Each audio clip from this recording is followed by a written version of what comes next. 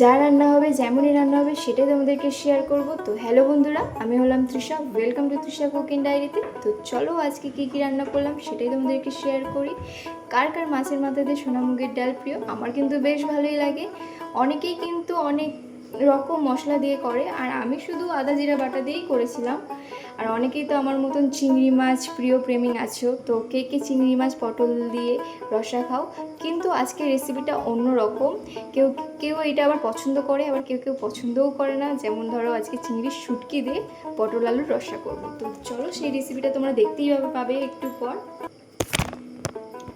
তুমি এই রেসিপিটা একবার হলেও ট্রাই করতে পারো। যেইভাবে আমি বলবো সেভাবে যদি করো তাহলে অবশ্যই টেস্টি হবে। যেমন ধরো তোমার চিংড়ি মাছটা ভালো করে ধুয়ে একটু গরম জলে 10 মিনিটের জন্য ভিজিয়ে রাখতে হবে। 10 মিনিটের জন্য ভিজিয়ে রাখতে হবে। আবার 10 মিনিট পর তুমি এটা ভালো করে ধুয়ে নিতে হবে।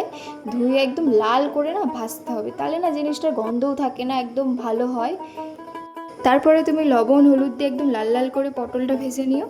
তো এখানে আমি সব মশলাও দিয়ে দিয়েছি। যেমন ধরো তোমার আদা জিরা বাটা, রসুন বাটা, পেঁয়াজ বাটা দিয়ে একদম ভালো করে কষে নিতে পারো।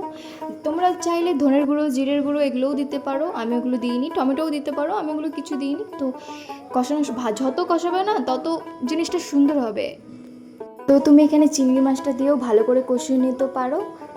তো ভালো করে লাল লাল করে কষিয়ে নেবো। তো এখানে ঝোলের জল দিয়ে আমার ফোটানোও হয়ে গেছে, সেটা তোমাদের দেখায়নি।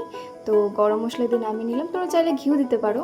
তো তুমি দাদার ভাইয়ের কাছে শোনো খাবারটা কেমন আছে, নিজের মুখেই বলবে। সবকিছু ভালো হয়েছে, সত্যি মাছ ডালটাও ভালো, তারপরে চিংড়ি পটলটা ভালো হয়েছে। এটা কি চিংড়ি বলো তো? কি চিংড়ি? শুটকিতে করেছি, বুঝতে পারছো?